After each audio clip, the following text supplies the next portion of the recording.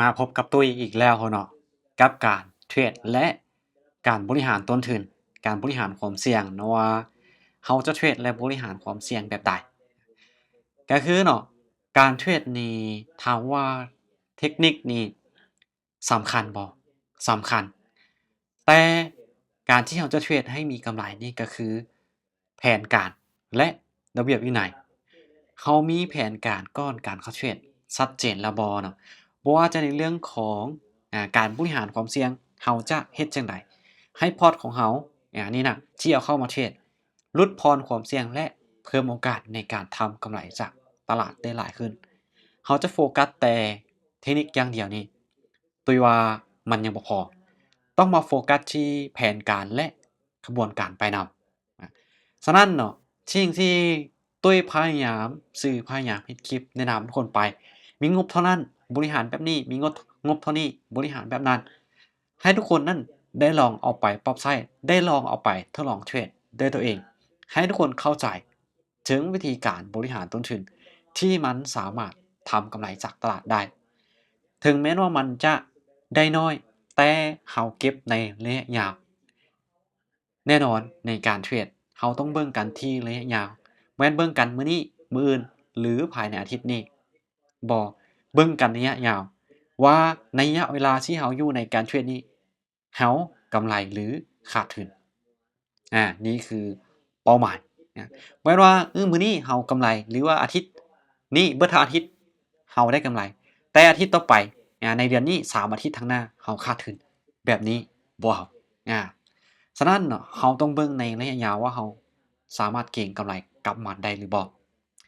ในมื้อนี้ตุ้ยมีงบมาค่อนข้างว่าจะหลายแต่ตุ้ยก็จะเก็บกำไร10%คือเก่าเก็บกำไร10%คือเก่าเนาะก็คือ 1,000 นี่เก็บกำไร100มาเดี๋ยวมาเบิ่งนำกัน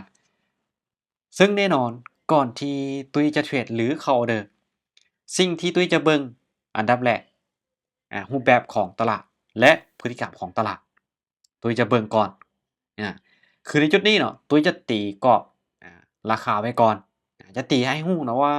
จุดใดที่มีการกดดันราคาลงจุดใดที่มีการผลักดันราคาขึ้นไป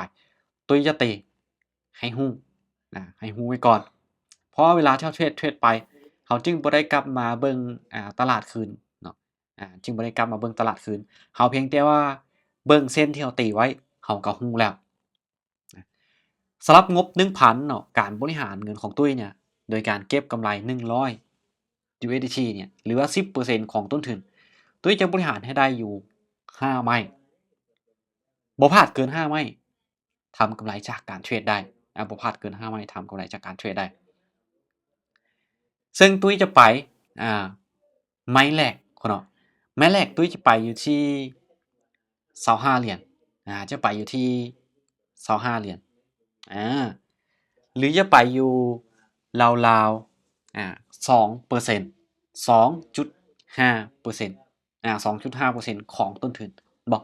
ตุ้ยพยายามเดินน้อยๆเดินน้อยๆไปก่อนเนาะเพื่อเพิ่มโอกาสในการคูณเงินเพิ่มโอกาสที่ให้ตุ้ยนั้นได้แก่ตัวเพราะว่าถ้าแม่นถ้าเราปล่อยไม้ใหญ่เวลาได้กำไรมันจะได้กำไรไว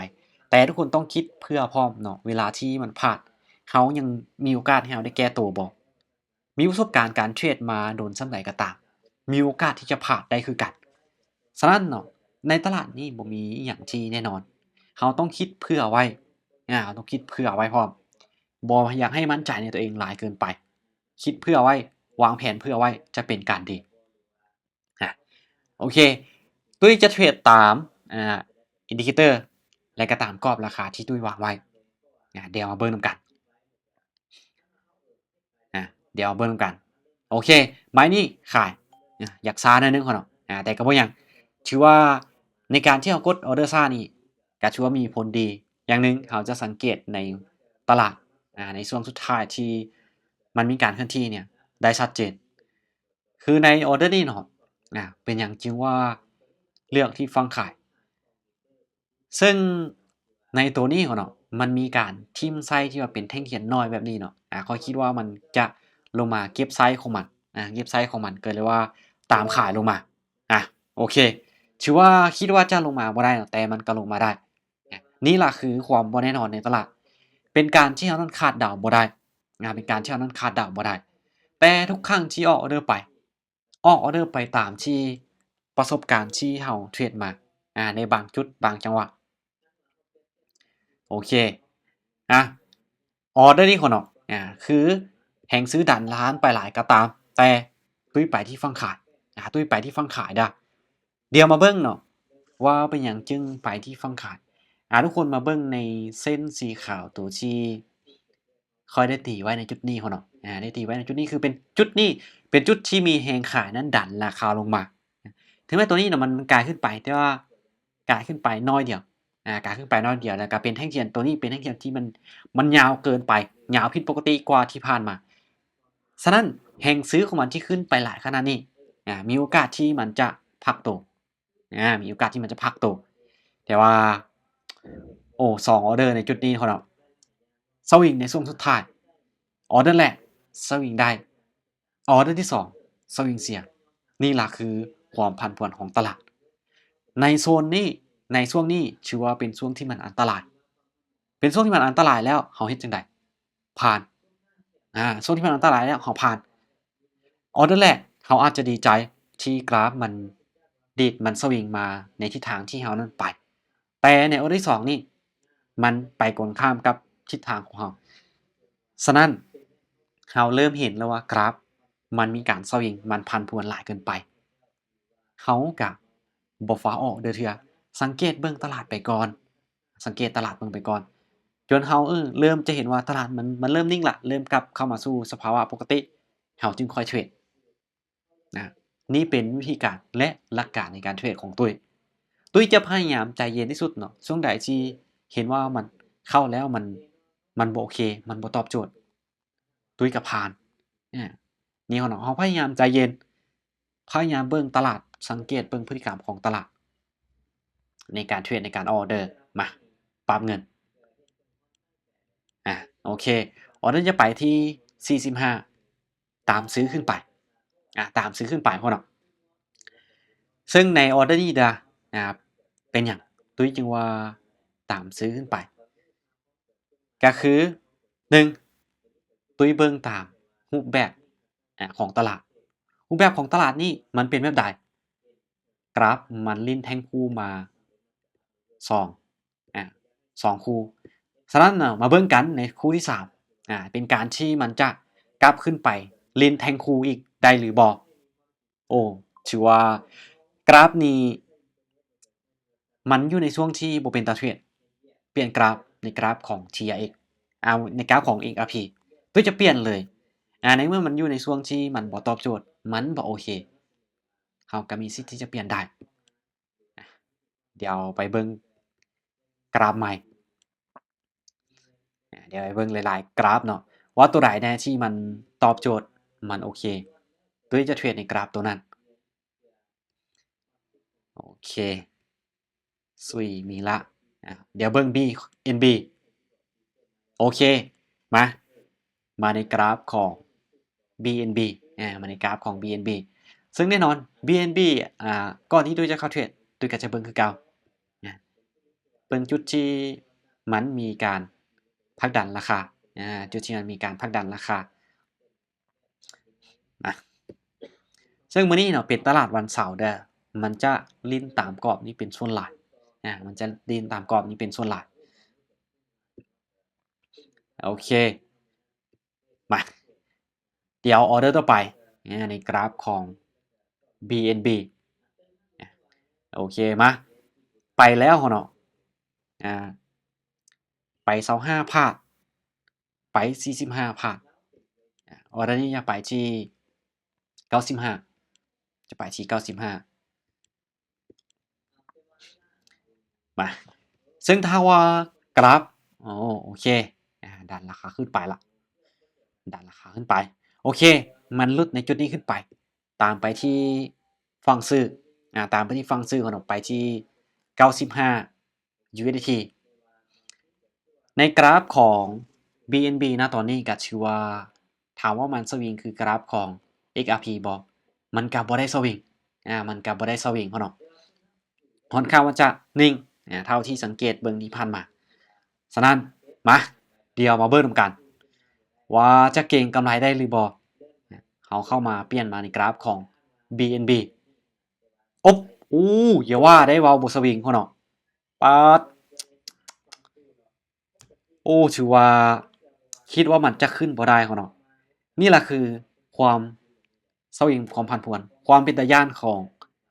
Binary Option ใน Time Frame สั้นๆเสี้ยววิอีหยังก็เกิดขึ้นได้อีหยังก็เกิดขึ้นได้นะโอเคออเดอร์นี้จะปรับมาที่25ในการเดินเงินตามไปที่ฟังซื้ออีกครั้งหนึ่งตามไปที่ฟังซื้ออีกครั้งหนึ่งก่อนเนาะทุกครั้งที่กดเอาออเดอร์ไปเนี่ยถามว่าตุ้ยมั่นใจบ่ก็คือมั่นใจทุกออเดอร์นะถ้าว่าจุดใดที่มันบ่โอเคตุ้ยจะผ่านตุ้ยจะผ่านพ่อเนาะเป็นหยังในออเดอร์นี้จึงว่ายังเลือกที่จะไปที่ฟังซื้ออีกต่อก็คือเนาะกราฟมันได้หลุดเส้นตัวสีแดงจุดนี้ขึ้นไปแล้วจุดที่มันมีการดันราคาในบริเวณนี้ก็เลยว่าตามไปที่ฟังซื้อโดยที่คิดว่ากราฟมันจะกลับขึ้นมาลิ้นในกรอบด้านเถิงตัวนี้ลิ้นในกรอบด้านเถิงตัวนี้พลาดไปพลาดไปแต่ตุ้ยเชื่อเนาะถ้าบ่พลาดเกิน5ไม้หรือเกินงบที่ตุ้ยเอามาตุ้ยมีกำไรตุ้ยมีกำไรพ่อเนาะถึงแม้ว่าอัตราชนะหรือวิเลตมันจะบ่สูงตามไปที่ฟังซื้ออีกครั้งหนึ่งโอเคตามที่ฟังซื้ออีกครั้งหนึ่งพ่อเนาะมาเบิ่งกันด้วยการเก็บกำไร 10% ตุ้ยจะใช้เวลาหลายน้อยส่ำใดแต่การเทรดนี้พยายามบ่ให้ใช้อารมณ์ในการเทรดต้องให้ใช้เหตุและผลในการเทรดในการวิเคราะห์ให้หลากเมื่อใดที่เรารู้สึกว่าเราใช้อารมณ์ในการเทรดโดยที่บ่ใช้เหตุผลนี่น่ะให้หยุดให้พักให้เซาออกจากตลาดไปเลยในขณะนั้นยิ่งเราใช้อารมณ์ในการเทรดหลายเท่าใดการวิเคราะห์ของเราเนาะมันจะลดประสิทธิภาพลงหลายเท่านั้นบ่เราจะเฮ็ดหยังก็ตามเราใช้อารมณ์เข้ามานี่น่ะบอกเลยเขาเนาะผลที่ตามมาจะบ่ค่อยดีปานใดโอเคมาไปกันต่อเขาเนาะออเดอร์นี้ตุ้ยยังไปที่ฟังซื้อตุ้ยยังไปที่ฟังซื้อเนาะก็คือที่ตุ้ยได้เว้าเนาะว่าถ้ามันหลุดในจุดนี้ขึ้นไปแล้วมันมีโอกาสสูงที่มันจะลิ้นในกรอบถึงและกลับขึ้นมาหาเส้นตัวสีขาวตัวด้านถึงนี่คือตัวลูกศรสีตัวใหญ่ๆนี่ที่ตุ้ยสีขึ้นไปมาเดี๋ยวเบิ่งกันเพราะว่าจุดกดดันราคาของมันหรือมีแรงขายดันลงมาเนี่ยมันคืออยู่ในจุดถึงแต่ในระหว่างทางที่มันขึ้นเนาะมันก็อาจจะมีการพักตัวหรือมันลิ้นไซด์เวย์ในตอนที่มันขึ้นแน่เพราะในช่วงที่มันขึ้นมันอาจจะบ่ได้ขึ้นแบบงามๆอาจจะบ่ได้ขึ้นงามๆบาดเดียวเลยมันก็มีช่วงจังหวะที่มันพักตัวระยะหนึ่งแล้วมันจะขึ้นไปโอเคมาไปกันต่อถ้าว่าได้หนึ่งเสียหนึ่งได้หนึ่งเสียหนึ่งแบบนี้ตุ้ยกะบ่ได้ขาดทุนตุ้ยก็ยังมีกำไรไปเรื่อยๆโอเคไม้นี้จัดไปที่ฟังซื้ออีกคนเนาะจัดไปที่ฟังซื้ออีกดะก็คือโอเคถือว่าป๊าดรุดออกมาคนเนาะรุดยาวเลยถือว่าแห่งขายนี่เทหลายอยู่เทหลายถ้ารุดจุดนี้ลงมาแล้วคนเนาะป๊าดเทหลายได้บ่อ้าวอีหยังก็ได้อึ๊บสวยป๊าดคนเนาะถือว่าจุดที่มันดันมันก็ดันอีนี่ราคาถือว่าอันตรายมาแต่ว่าตุ้ยจะพยายามออกออเดอร์ในจุดที่มันเห็นว่าโอกาสเป็นไปได้มันสูงซะเพราะว่าตุ้ยใกล้จะได้ตามเป้าแล้วอีก1ออเดอร์หรือ2ออเดอร์อีก2ออเดอร์โอเคไม้นี้ไปที่ฟังซื้อจัดไปเลยซื้อเขาเนาะมาเบิ่งเนาะว่าเป็นอย่างจึงว่าตามซื้อขึ้นไปเป็นอย่างที่ว่าตามซื้อขึ้นไปในจุดนี้มี2ปัจจัยได้ปัจจัยที่1ก็คือมันลงมาตามกรอบหรือเส้นสีขาวตัวนี้แล้วเห็นบ่ในอดีตแท่งตัวนี้มันก็ลงมาแล้วมันเด้งขึ้นไปและแท่งตัวนี้ลงมาแล้วก็เด้งขึ้นไป ก็เลยว่าในจุดนี้ตามซื้อและปัจจัยที่2คือกราฟมันลิ้นสลับกับแท่งเทียนเราท่ามานี่3ไม้3ไม้แล้วพ่อน้องอ่ะปาดโอ้โทนเนาะปาดชัวกราฟออเดอร์ก่อนหน้านี้ชัววินแต่ว่าออเดอร์นี้ชัวผ่านพ่อน้องมาตามตัวนี้ปุ๊บแล้วก็เด้งเลยตามกรอบตัวสีขาวตัวนี้ก็คือเด้งเลยปาดอันตรายแหงพ่อน้องมาโอเคไม้นี้ขายได้ก่อนหน้านี้ตามปุ๊บแล้วมันเด้งฉะนั้นออเดอร์นี้จะตามขายลงมามาเบิ่งกันซึ่งในจุดนี้มันก็ยังมีโอกาสที่จะเทลงมาอยู่นะพอมันลงมาแล้วบ่ลงมาปุ๊บตามตัวนี้ปุ๊บแล้วก็เด้งเด้งลงมาเลยฉะนั้นนี่แหละคือเวลาที่เราเทรดไปเราตีเส้นไปพร้อมนะว่าจุดใดเป็นจุดกดดันราคาจุดใดที่เป็นจุดที่มีแห่งซื้อดันราคาไปเราจึงจะได้ฮู้โดยที่เราบ่เบิ่งย้อนหลังออได้นี่หวังว่าจะบ่มีโอเคถือว่าอีก3ดอนเท่านั้นเนาะอีก3ดอนเท่านั้นก็ถือว่ากำไรตามเป้าโอ้แต่ว่าตลาดนี้อันตรายแฮงพ่อเนาะอันตรายแฮงตอนนี้เวลาเกือบจะ9โมงเกือบจะ9โมงมาเดี๋ยวตุ้ยจะลดลงจากที่ไป25จะไป15ดอนจะไปที่15ดอนโอเคไม้นี้ตามไปที่ฟังซื้อได้เป็นอย่างจริงว่าซื้อเนาะตุ้ยขาดคะเนถ้าว่ากราฟมันลงมาแท้ๆถ้ามันลงมาแท้ๆมันอาจจะลงมาตามจุดนี้แล้วเด้งถ้ามันลงมาเป็นแท่งยาวได้แต่ถ้ามันลงมาบ่เป็นแท่งยาวบ่ตามในจุดนี้ก็มาเบิ่งนะว่ามันจะดันราคาขึ้นไปได้บ่เพราะในบริเวณนี้น่ะมันมีแรงซื้อที่ดันขึ้นไปหลายสังเกตเบิ่งก่อนหน้านี้มาลุ้นนำกันโอเคสวยงามปิดจ็อบคนเนาะกำไรมา11%กำไรมา11 เหรียญจุด5 USDT โดยต้นทุน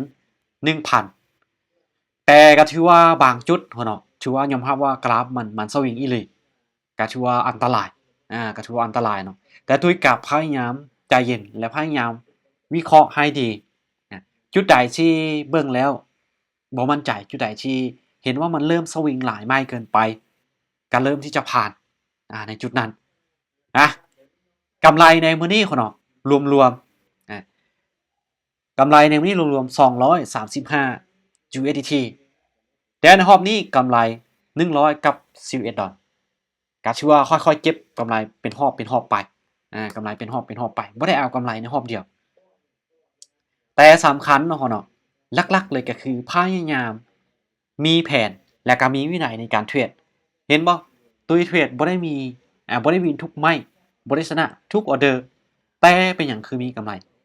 ใช้ในการบริหารต้นทุนเข้ามาช่วยตุ้ยออกออเดอร์ตั้งแต่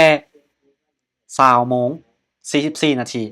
เดี๋ยวมานับเบิ่งเนาะว่าออกจากออเดอร์1ออเดอร์2 3 4 5 6 7 8 9 10 11ออเดอร์พลาดอยู่1 2 3 4 5พลาด5วินอยู่6ในรอบนี้ที่ตุ้ยเทรดและตัวนี้เป็นตัวมือสวยที่ตุ้ยเทรดตัวนี้เป็นตัวมือสวยที่ตุ้ยเทรดรอบดึกนี่เฉพาะ8โมง44นาทีขึ้นไปจนฮอด8โมง57ใช้เวลาในการเทรดในรอบนี้ก็ถือว่าราวๆ13นาทีในการเก็งกำไร111 USDT โดยต้นทุน 1,000 USDT ก็ถือว่าพอใจเขาเนาะพอใจแล้วได้ตามเป้าแล้วก็คือหยุดคือหยุดไปต่อถามว่าได้บ่ได้แต่โอกาสที่เขาจะได้กำไรมีบ่มีโอกาสที่จะเสียได้มีบ่มีเนาะแต่ในเมื่อเป็นอย่างตุ้ยคือบ่ไปต่อตุ้ยได้ตามแผนตามเป้าของตุ้ยแล้วก็คือหยุดไพ่ที่เบิ่งมาฮอดจุดนี้เขาเนาะตุ้ยบอกเลยว่าการที่เขาจะเทรดได้กำไรเนี่ยมันบ่เฉพาะแต่เทคนิคมันเว้าในเรื่องของแผนการระเบียบวินัยไพ่ที่มีแผนการมีระเบียบวินัยสูงมีโอกาสที่จะอยู่รอดในตลาดระยะยาวฉะนั้นเนาะทุกคนเลือกได้นะว่าทุกคนอยากจะเป็นคนที่บ่มีระเบียบวินัยเทรดได้มื้อนี้มื้ออื่นเสียเทรดได้มื้อนี้3มื้อข้างหน้าเสียแบบนี้บ่ทุกคนเลือกได้เนาะ โอเคสำหรับคลิปนี้ก็จะมาเทรดให้ทุกคนเบิ่งเป็นกรณีศึกษาสำหรับไผที่เทรดอยู่เนาะหรืออยากจะเอาเทคนิควิธีการบริหารความเสี่ยงหรือวิธีในการเทรด mindset วิธีคิดในการเทรดของตุ้ยเนี่ยเอาไปปรับใช้ทุกคนก็สามารถเอาไปปรับใช้ได้แต่สำหรับวิธีการนี้ mindset แบบนี้เป็นสิ่งที่ตุ้ยนั้นใช้มาเป็นประจำและเฮ็ดให้ตุ้ยนั้นทำกำไรจากตลาดได้โอเคสำหรับคลิปนี้บายบายคนด้าอย่าลืมทุกคนฝากทุกคนกดไลค์กดติดตามช่องของตุ้ยแน่ฝากทุกคนซัพพอร์ตช่องของตุ้ยแน่เขาถ้าทุกคนมักฮักในด้านการเทรดและอยากให้ตุ้ยมาแบ่งปันความรู้วิธีการในการเก็งกำไรจากตลาดโอเคบายบายทุกคนด้า